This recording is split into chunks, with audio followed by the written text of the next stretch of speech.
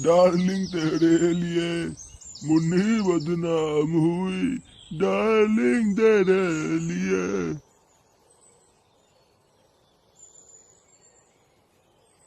আরে দাদু যে। কে রে লাউড়া? আরে দাদু আমি ফুটো ফুটো।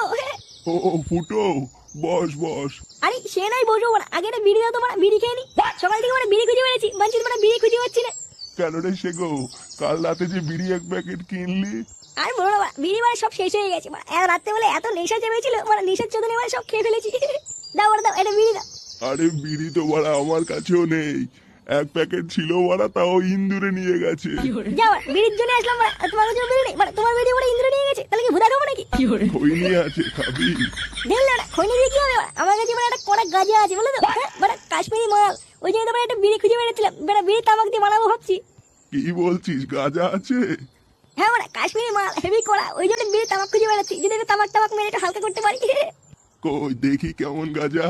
এই তোমাকে দেওয়া যাবে না, মানে কড়া মাল মানছি, তোমার পুরো কাশ্মীরি মাল, মানে একবার যদি খেয়ে ফেলো মানে দমো মার্কে যদি কেলিয়ে যাও।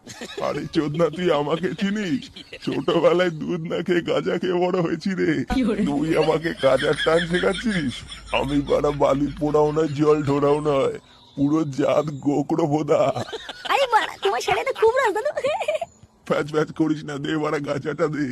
আরে বাড়া দিচ্ছি দিচ্ছি।